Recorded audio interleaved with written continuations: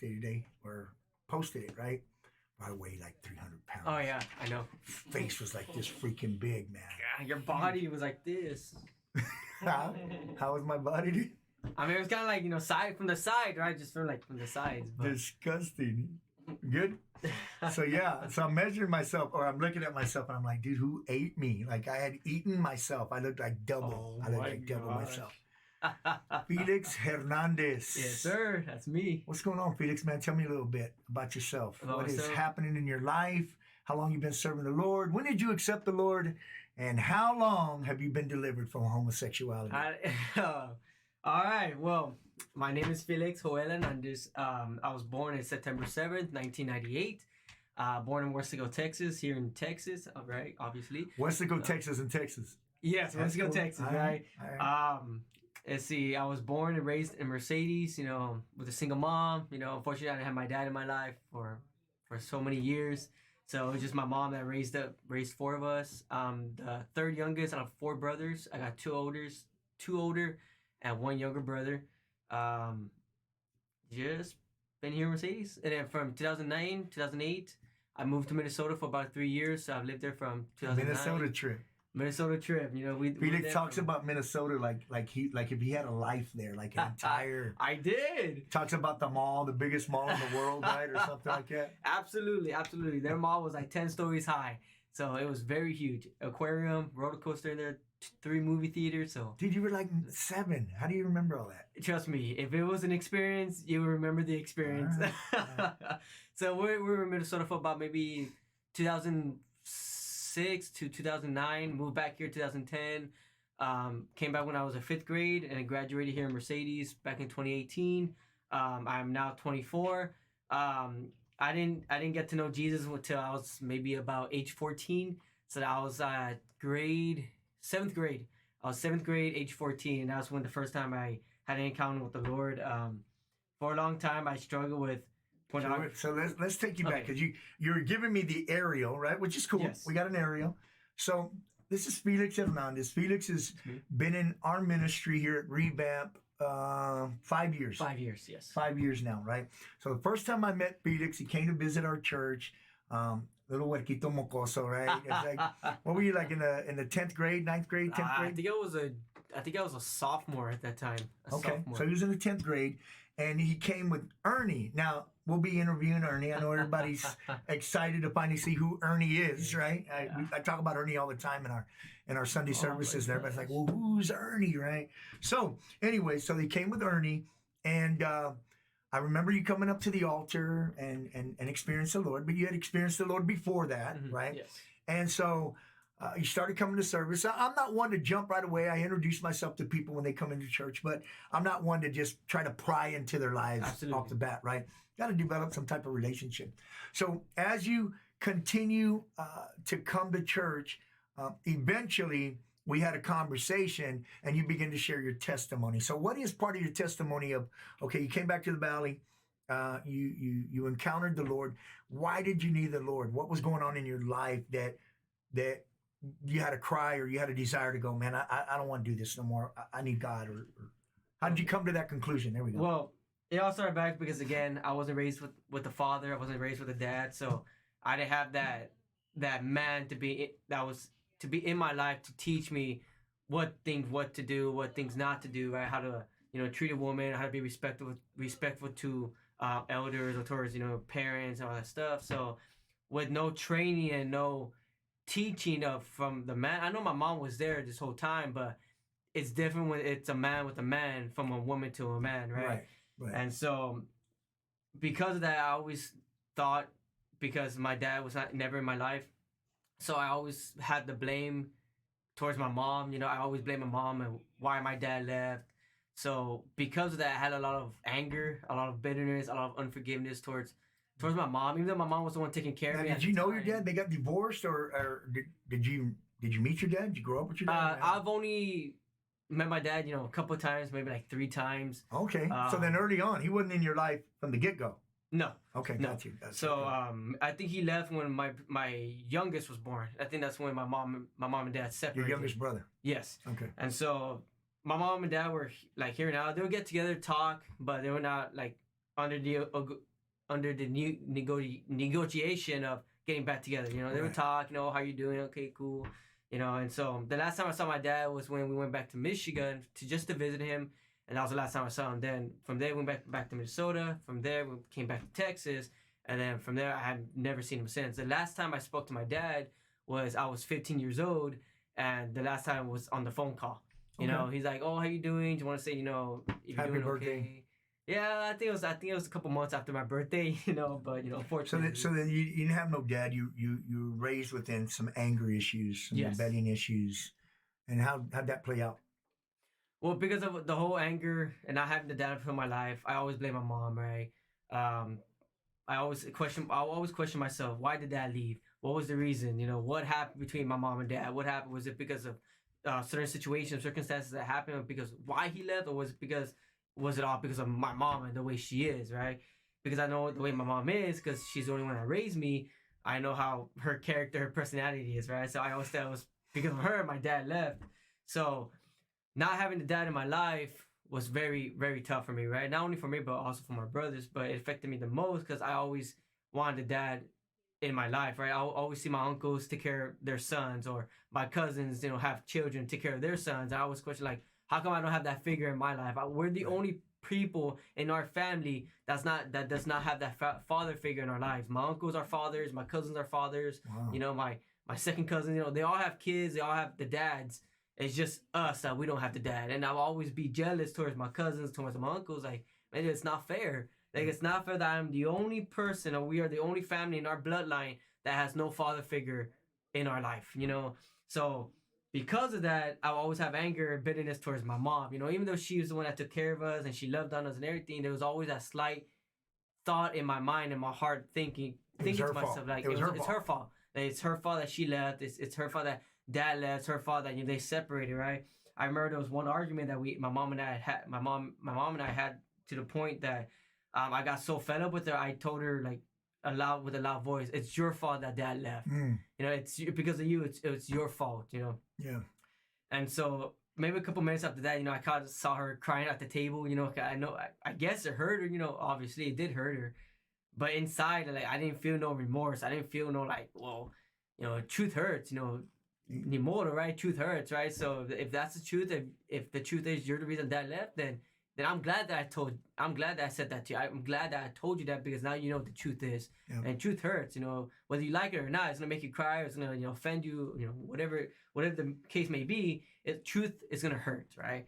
So at the time, I felt good, like, oh yeah, I told her, right? Why dad left. But because of that, now it got worse it led me to my addiction now, right? Now again, because I didn't have a dad to show me how to respect the body, or how to treat others, you know, how to love others how you want to be loved, to treat others how you want to be treated.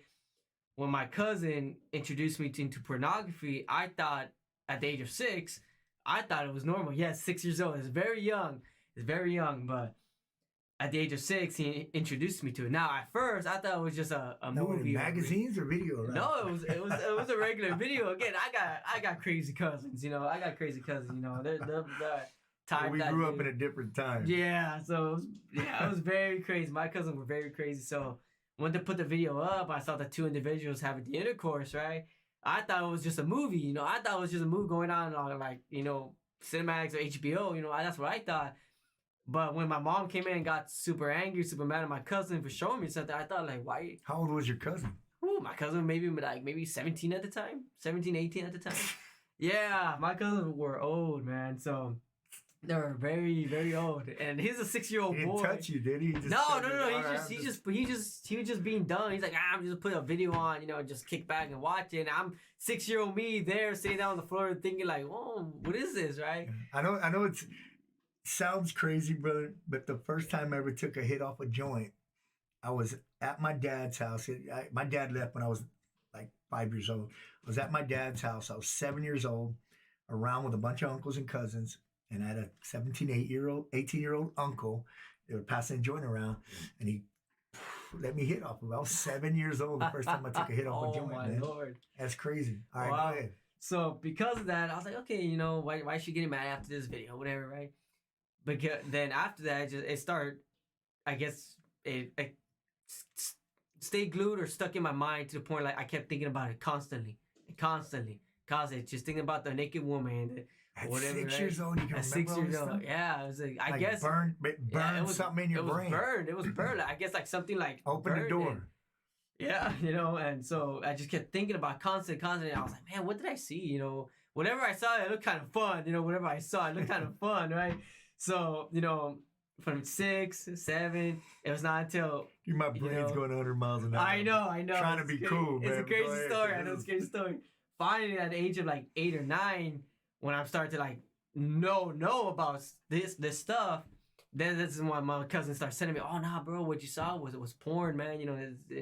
Porn. So now he's the cool cousin. He was the cousin. And he's 21 now, and you're 9. He's kind of like 21, 19, 20, right? So now he's telling myself like, yeah, man, it's cool to watch this stuff. When you're bored, just watch it. It takes you to a mood and everything. I'm like, what the hell? I'm 9 years old. Like, what the heck is this guy telling me, right? Wow. And my mom and my grandma. That cousin still alive? Oh yeah, he's still alive. Yeah, very much. He's You very led him much to the still Lord alive. yet? I actually had Jesus with him a couple of times, but he's like Go back, I'm gonna get off track. This is a great story. And so my grandma, my mom kind of found out what he was telling me and showing me, right? Of course, they kind of like beat his butt, kind of Really told him got in things. trouble. Yeah, he kind of got in trouble, but it don't matter what you did, man. It was already too late. It was already burning my mind and my heart, right? Yeah, you know what? I have those regrets. What's crazy is that uncle that got me high at 7. The first time I got my little brother high, he was 7 years old. Wow. I gave him a shotgun at 7 years old. And when he ended up doing 10 years in prison, you know who I blamed? Me. Blamed this guy. But go ahead. Oh, man. It's another story for a later time. So at age 9, 10, 11, right, when I came to the maturity, like, okay, now we have a phone. Now I know what internet is, all that stuff, right? I started thinking like, hey, you know what? Now, during this time, are you doing any experimenting? Or absolutely. Is it just the thoughts of... No, absolutely. My cousin actually told me that, yeah, man, when you're bored, just, we all know... The 21-year-old cousin is telling you when you're bored. Cousin, yes, to grab your huevitos and watch TV. Absolutely. Wow. He was the one that told me. He's like, hey, man, whenever you're bored, when you're in the shower or whatever, just, whip it out, just, if you want to feel... I guess comfortable or So he explained it to you. He was discipling you. Yeah, basically spiritually wise, he was like my mentor. Basically, like what to do, like how to do it, all that good stuff. Right? I know it's funny and we're laughing through, but trust me, we're gonna work our way through this. Work our way through it. So finally, at age 10, 11, right? That's when I started. What's crazy is, bro, everything that you're saying in the world system is natural. It's normal. Like we're not talking about anything abnormal in a world system, right? So go ahead and continue. We'll get to the rest of it. So finally, age 10, 11, 12, that's when I got the mindset like, hey, you know what? Full blown, right? Like I came to a point, like it became so bad that I found out that they were showing on TV on a certain hour, right? It would be on Cinemax. Showtime or something. Cinemax, right? At the time it was Cinemax. So what I would do, I'm like, okay, right? And my mom was smart. She knew. You put everybody to bed by... Yeah, so I was smart. Like, I was smart. Mom, you got to go to bed. Yeah, I was smart. So at 12 o'clock at night, it goes to Cinemax After Dark, right? That's when they show all the softcore porn movies, all that stuff, right? So I would wait. I was like, all right, cool. My mom's asleep. All right. So my mom was asleep. All my brother's asleep. So I would literally grab the remote, turn it on, put it on mute so no one can hear, right? And I was sleeping next to my brothers and my mom. They were all in the same room. So I was all messed up at that time. So I would wait till I fall asleep. And I was so slick. I was so slick that my mom would turn around, turn off the TV or press recall to go to the previous channel. I'll pretend I was asleep, right? And she'll go back to sleep. And there I am again. Turn on the TV, put it on mute, right? Then my mom got smart. She's like, oh, okay, this is what he's doing. Okay, I'm gonna cut the cable off. And so I couldn't watch it no more. Dude, so you're masturbating in the bed. Absolutely. With your brother and your mom there. That's how bad it is. That's how bad it got, yeah. And you're 12 years old at this time? 12, 11, 12 years old, yeah. There was only one TV in the house or what? Well, there was a couple of TVs in the living room. TV center. That was the only one with Cinemax? No, because I knew if I got up and made noise, my mom was going to wake up. So got you. So you're just trying to play cool. Okay. Yeah, so I just tried to play slick, 11-year-old me, just let me lay down. But my mom found out. It's probably going to be one of our popular shows. Yeah, so my mom found out, and she found out. She's like, you know what, I'm going to cut she didn't tell me, so she's like, I'm going to cut this channel off the cable. So she did. But because I was so into it, when I changed the channel, it was all static. But throughout the static, you can still see a couple of the pictures, black and white, but it was still covered by the static part. There I am, 12 o'clock. And if it's static or not, I'm still going to watch it. I can see the outline of the people doing what they got to do. If I can see the outline of the people, I'm going to watch it, no, regardless, right? So even though I couldn't see the pictures HD or color. Now you talk about addicted. Now, is this something you were doing every single day, or was it periodically? Or it started off periodically, and then it got to a point like every night, every day, every single day, twice a day. Rush home from school, just. Oh yeah, like I'll go like, oh, okay, school. My mom's at work. Mom's not home. No one's home. Okay, no one's home. Leave home. I'll leave my brothers behind. I'll make sure. So when now we. Just in conversation, probably realized that it's already an issue at 12. Right? Yes. When did you finally go like, dude, something like, I gotta stop. I can't even go to school. I can't even concentrate anymore. Okay, so I'm walking into doors. Yeah, so like, it started. At what point did you realize that, you know what? Maybe I need to... So I think it was age 13. I was age 13. I was in 6th grade. That's when I started noticing kind of like the consequences, right? Like, okay. So what were the consequences? The consequences were, one, I got caught. My mom found out. She beat me, right? Of course, obviously. I got in trouble. And then school. Because I know that we'll discuss when you come to the Lord the consequences thereof. But what were the consequences of not knowing the Lord doing it? Besides getting caught, you're embarrassed. Yeah. I'm sure you're embarrassed. It's not something you talk about with everybody, but.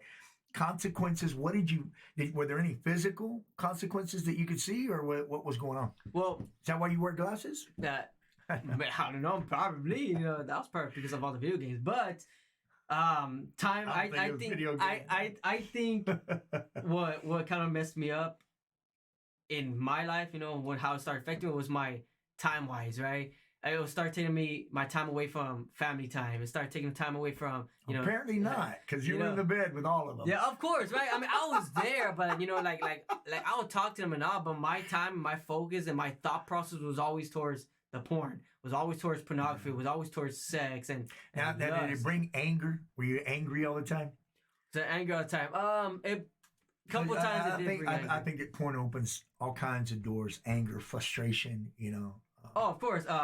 But a couple times when my mom, would take the TV out of the room, take the remote away, and I would get so pissed off. So she's caught you more than once. Oh yeah, absolutely, and she'll get mad. She'll take the TV out. She would try to be like slick. In action, or like just not in action, but not in action, But she kind of like found out the pattern, right? Like she would know the pattern already. So she started taking the remote away. Take the batteries out of the remote. Okay, so then it becomes a problem, and then you realize it at about.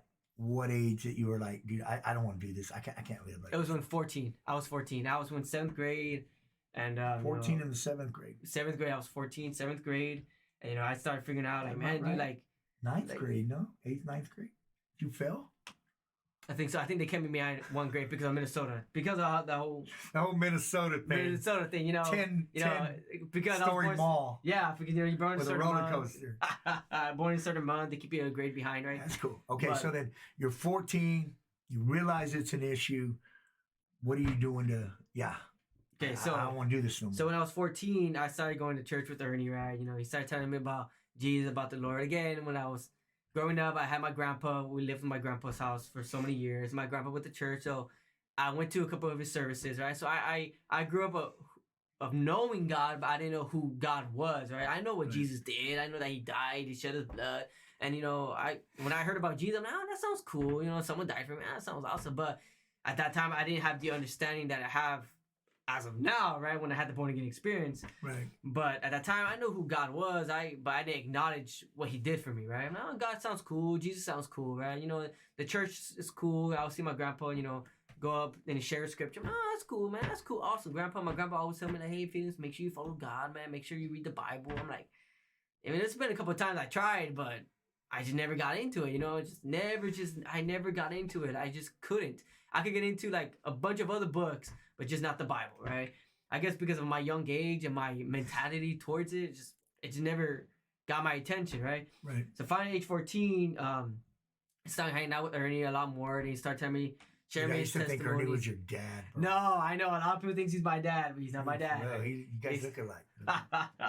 And so, he started telling me more about God, telling me more about scripture. I'll go to the church he used to attend. I used to go to his youth group. So at that time, I started getting knowledge and started knowing about what God is and what church is about and everything. But I still had that problem with that void in my heart that there's still something missing. Yeah, I'm learning it all in here, but down here, there's still a missing void in here. Like, yeah, it's cool that I'm learning, but the thing that was more important to me was, how can I change this? There's no transformation. How can I change this? How can this be transformed from what I'm dealing with, right? And then when I started learning more by scripture, I started realizing that, hey man, what I'm doing is wrong, because they were teaching me about lust and, the sexual morality, all this stuff. So purity and all that stuff. And like, man, dude, like, I haven't been pure since 6 years old. I've been purified from the age of 6 to 14. That's been what, like 7, 8, 9 years. So I'm all messed up, in my mind. So finally, when I'm in front of my grandma's house and I was talking to myself, like, man, dude, like, I've been so consumed and so time consumed in this pornography stuff for so long, since the age of 6.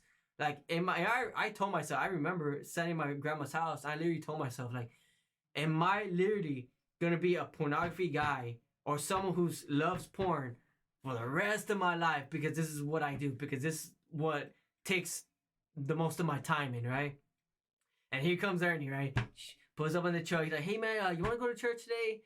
And I'm like, church, like, yeah, cool, man. All right, cool, let's go, right? So I decided to go. At that time, I think you were still attending Sunrise, right? Yeah. So I went with him to Sunrise, right? I think when I walked in, I saw you at the very left side. Yeah. I think you were wearing a white shirt, I remember, but it was you and Miss Cindy, right? At the time, because I know you now, I still remember how you were, Was I fat? Yeah. I wasn't that heavy yet, right? You were kind of, right? So, but at that time, I didn't know you. So I saw you, I was like, whatever. It's just people, right? So we're there in the service, right? They're doing praise and worship, all that stuff. And so I'm there in the way back. And I remember someone, I don't remember who, I don't remember if it was Lori, if it was someone who was leading the service saying, they were doing an altar call. And I already knew, I had knowledge of the altar call was, but I never knew that it represented the feet of Jesus, right? Right. So when everyone's in the front in the altar call, I'm there in the back, like, man, God, like, I just need something to fill this void. Like, I just don't want this no more. I'm knowing you, and that's cool, but I want this to be transformed. I want this to be changed. I'm tired with the anger. I'm tired with arguing with my mom. I'm tired of putting the blame on my mom. I'm tired of, cussing at my mom and all this stuff. And I just hear like a slight voice telling me, saying, I want you to get up. I want you to go to the front. And I'm like, nah. To me, I thought I was going crazy because of what I was going through. I was like, nah, I'm not going to the front. Like, dude, no, dude. Like, I never go to the front, no.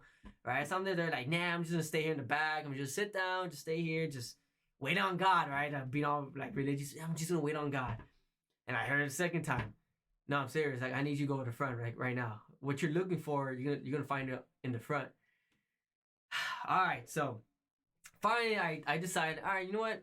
Fine, I'm gonna listen to this voice, whatever's telling me to go to the front, right? So I'm there at the front, and I guess at the time I felt the presence so hard that I started tearing up. I don't know why I started tearing up, and at the moment I was like, you know what, God, if it was you, if it was my conscience, I don't know what it was, but because I came to the front, like you told me to, or whatever told me to, whatever I have in here or in here, I just want you to take it out. Like, I'm just tired of this problem of pornography taking so much time away from me, taking so much time away from the joy that I could experience, taking so much time of the love and the peace that I could enjoy from my mom. Instead of having anger and bitterness towards her, I want to feel the love and joy that I could get out of her, instead of the anger and the bitterness towards, or the unforgiveness towards my dad, right? And all of a sudden, I just started weeping and crying and weeping, and I just felt this love and this joy and this peace that I've never felt before. Now, again, I know my mom loves me. I know my mom, takes care of me and protects me, all that stuff. But the type of love and the type of joy I felt at that moment was no other type of love and joy that I ever felt from my mom.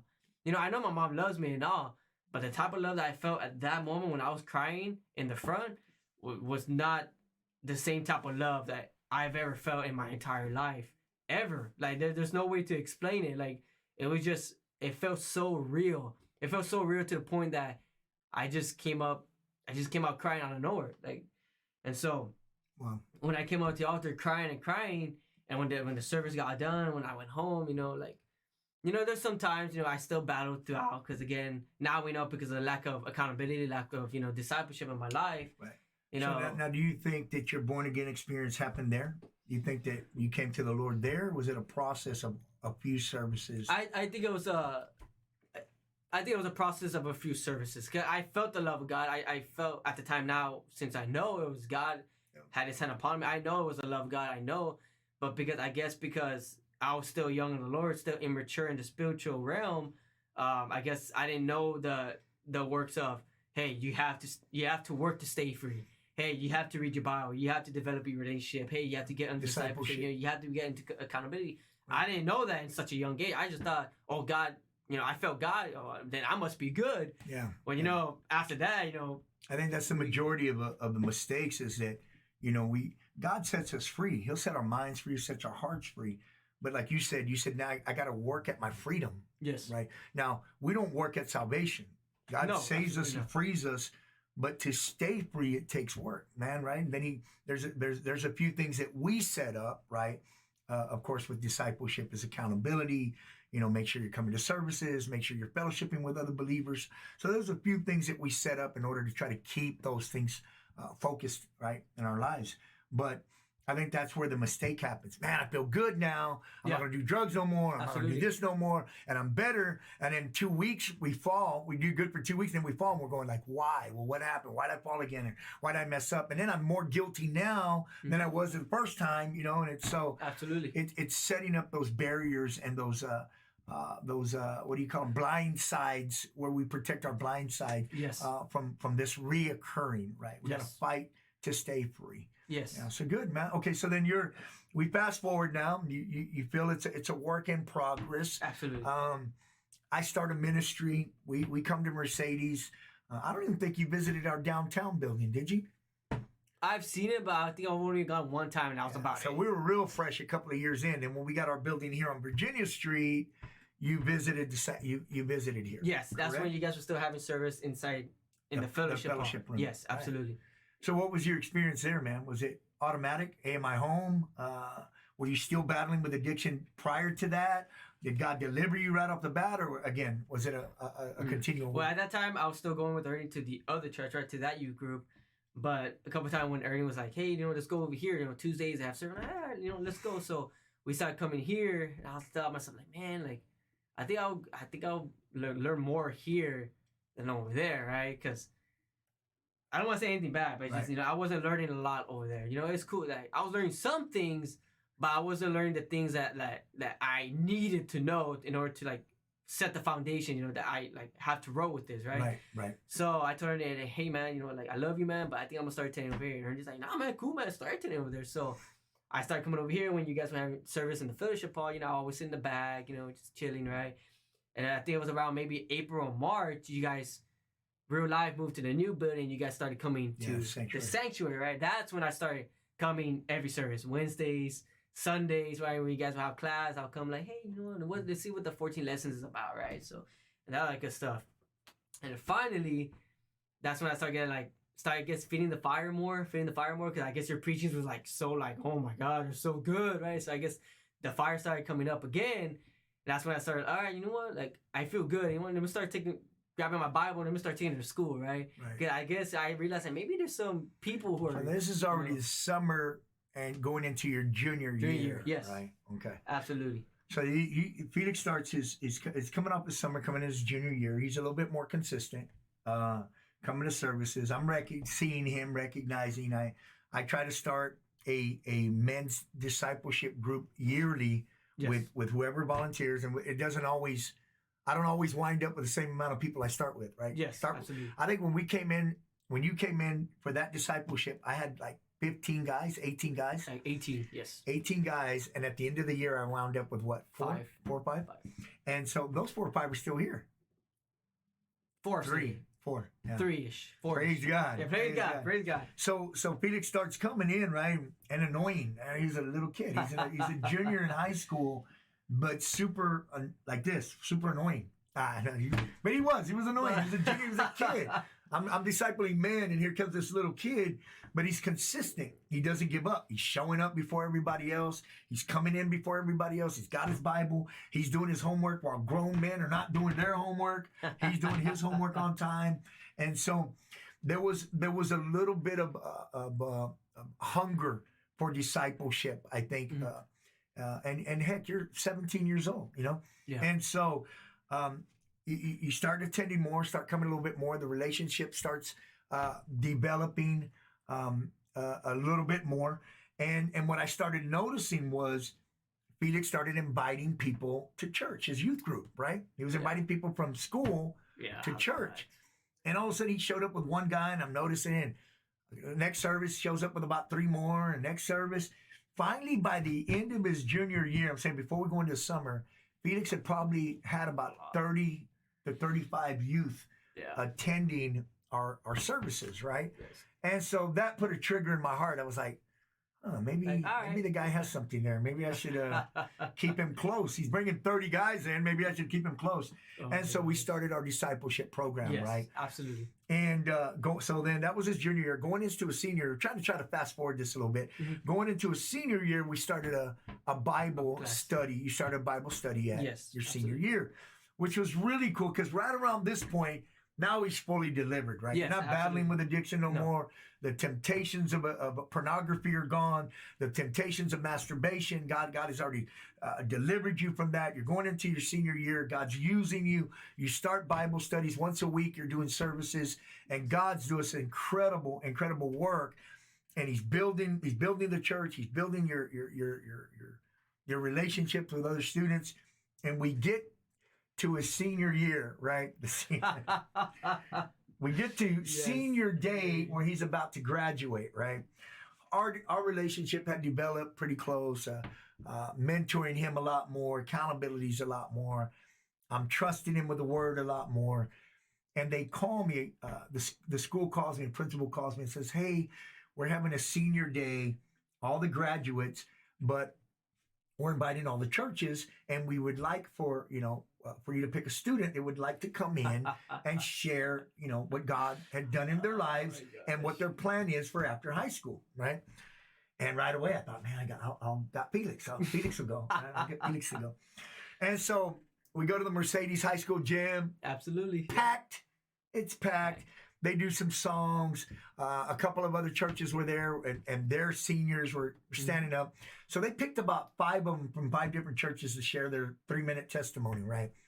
And we're all sitting up there with our revamped shirts. We're all excited, And well, they start, right? And the first student gets up there, and he opens up a piece of paper, and I would like to thank my school, and he starts naming my pastor, and we're all like, Felix doesn't have a piece of paper, right? So we're all sitting there going, man, I wonder what Felix is going to say, right? Gets to about the 4th person, right? And Felix grabs the microphone, no paper, right? And he looks at everybody and he goes, first of all, there's 3,000 people in the gym, man. Like a lot. First of all, I'd like to give Jesus Christ all the honor and glory for the salvation of my soul and the forgiveness of my many sins. And everybody's like, yeah. I was addicted to porn since I was 6, right? And dude, you could hear a pin drop in the freaking, except for us. Yeah, our whole church, like 20 of us. Yeah, Felix, lift up the name of Jesus. I was a porn addict. And I looked around and I saw all the people's faces, and they were all looking at each other saying the same thing. They all looked at each other and went, porn? And they were like, right? Yep. And so he gets up, I was addicted to porn. Jesus Christ saved my life, delivered me. I'm worshiping the Lord now. So he shares his testimony, right? Powerful testimony on how Jesus had set him free from pornography, right? We like to share stuff about, maybe depression or, man, I was addicted to drugs and Jesus set me free. And nobody likes to dig into the secret things that we're embarrassed of or that nobody wants to acknowledge, right? Now, we said earlier, the world system now is promoting, hey, it's okay, man. This is normal. It's natural. Now, sexuality is normal. And it is natural. And you're little and you're going to check out parts of the body that you've never seen before. Mm-hmm. But when you come to Christianity, when you give your heart to the Lord, you begin to study scriptures, we begin to realize that God created certain things for purity. Yes. God created certain things between a man and a woman, you know, sex was created for a man and a woman for pleasure, to multiply and have children, godly children, right? So we as men have perverted some things, yes, right? Pornography, billion dollar industry a year, right? Mm-hmm. Now look at all the sex trafficking that has occurred from that, all the people that are being kidnapped, all this stuff. So the world has corrupted it, man. Yes, it has. And for a believer to get entangled, it's one of the, I say it's one of the hardest things to get away from. Mm-hmm. I think heroin's easier to get away from, right? Because heroin, you're shooting it into your system. Pornography, man, it does something to burn the brain cells, man. It burns and it just stays there. The picture and the image stays there, right? So then he shares his testimony, right? And gets out, and we start a 1 year pastoral ministry. And so Felix comes into our pastoral classes, does his ordination, and 5 years later, he's now one of our assistant pastors here at Revamp Center. And it all started from a little mocoso. Absolutely. Visiting church, becoming annoying, but yet the call and the presence of God was on his life, you know. Now tell us, you're with me 3 years and you meet a young lady, right? Yes. It was time to start dating. You're what, 19? I was 21 when I met him. Already 21. Okay. 21. So tell us how that came about, and tell us now the pleasures of being married. Okay, so it was a funny story. So I'm working at HEB. I'm about maybe 2 years in working at HEB, right? I was outside pushing carts with my highlighted HEB shirt. When I'm pushing carts, all I see is a young woman with two of her parents, right? And I knew her since high school, right? I knew Nora since high school. You know, we had the same class, but we never talked or anything. Nora was that quiet type, to herself type, you know. So, you know, I once told her like, hey, when we were in the same group one time, right? She's like, well, I don't remember, because that's how bad it was. So when I saw her, right, I kind of like felt like a feeling in my heart, you know, like I guess I from now I can say it was the Holy Spirit. I guess telling me like, hey, I want you to text her today. I'm not gonna text her, dude. Like, Holy Spirit never told me to text her. You know, I don't know. Like, I was like, something told me to text her, right? And I was like, I'm not gonna text her. Like, she's gorgeous. She's beautiful. I'm not gonna text her. Like, who? Why would you want to talk to a guy like me? Like, look at me. I'm scrawny. I'm I'm scrawny. Like, no girls don't want to date me, right? And so that day when I got home, I swear to you, I promise to my grave, I tried every single thing to go to sleep that day. I tried playing Xbox for a couple of hours to go to sleep. That'll do it. I tried working out to exhaust my body to try to go to sleep. I tried putting a pillow on my face. Every single thing I tried to do in that night to try to go to sleep, I couldn't go to sleep. I couldn't. I kept tossing. I kept turning from 10 o'clock, 11, 12, 2:30. Finally. We get it. You couldn't go to sleep. I couldn't go to sleep at all. Anything I tried, I couldn't. Finally, at 3:30 in the morning, I'm like, okay, I'm going to text her. I sent her a text. Hey, I know this is weird, but I just want to say, I just want to text you, say hi, all this stuff. I don't know if you remember me, but I just want to say, hi, how you doing? Saw you on Facebook. I just saw you on Facebook, right? And so, finally, after I texted her, finally, I guess the peace came over. I was finally to go to sleep. Finally, was able to go to sleep. Woke up the next day. She texts back like, "Oh, hey, yeah, I remember you. You're that kid with the Bible in school. Kid. Yeah, you're that kid with the Bible in school, right?" So, so we started talking. She notices me. We start talking, start texting, right? I asked her, "Hey, you know what? Would you like to come to a baptism that we're doing about a couple weeks later?" I invited to one of the baptisms that we're having at Donnie Yancey's church when we borrowed the back. She went. She met everybody. By that time. Then she told me, hey, you know what, like, I get we're texting, talking, but there's something I have to tell you, right? Then I found out she was too much pregnant. She was already 2 months pregnant. She was already 2 months pregnant. And when she told me, I was shocked. I was like, what? Like, she's pregnant? Like, this? She looks like she's pregnant. I guess the stomach never showed, right? Now, when I found out she was pregnant, I went towards Pastor and asked him, like, look, Pastor, she's pregnant. I don't know what to do. What do you think I should do? Like, should I, stay with her? Should I not stay with her? This is a huge responsibility. Because again, I never grew up with a dad. Again, so I don't know what it is to be a father, but I did have a lot of discipleship in my life, right? Like I said, I always considered you as my dad because you taught me how to change a tire, how to change the oil, what to do, what not to do. So because I see you as my father figure and you're my pastor, you're my spiritual father, of course it's right for me as your spiritual son to come up to you and seek counsel from you because you're the one who discipled me. So I went up to you. I remember asking, man, Dad, my pastor, do I do? Do I stay with her? Do I stay with her? And I remember you told me two things. You told me one. Man, you can only do two things. One, just call it off, leave her, break her heart. She goes back into depression, and you crush her. I said that. Yeah, you said that. She goes back into depression. It kind of it was kind of like all hands off, right? And then you told me that, or two, you use everything that I taught you. Grow up, stand on your own 2 feet, love this woman, raise a child as your own, become the father of the child, just like the father that be the father that you never had in your life, raise this child and lead it to the Lord, and be together with the Lord, And I was like, I'm a good counselor. And I was like, you know what? Thought about it for a couple of seconds. I was like, you know what? Destroy her or stay with her. Stay with her, yeah. Lead it to Jesus. Raise this child as your own. I was like, you know what? That's exactly what I'm gonna do. I'm gonna stay with her, raise this child as my own, and I chose that. And 2 years later, now 2 years later, 2 years later, a year later, we got married. Amaya was born before we got married. Amaya and Nora were here when I got ordained as, associate pastors. I think Amaya was like 2 months old, a month old. And so, a year later, we got married, had our second child, Hayden. So now I have a son. And so that's how it came to be, man. That's how it came to be. And, and she told me, one day she told me, she was telling me, honey, or babe, when I saw your text, she saw my text that night, but she didn't reply to the next day. But when she saw my text, she told herself, I'm not gonna text this guy. This guy's texting me every single day. I'm tired. I don't want to date no more. I'm done. I'm pregnant. I have a child in me. I don't want no guy in my life. And she tells me that she told me that she heard a voice tell her that guy, you need to text him back. There's something different about this guy. This guy's different. You need to text him back.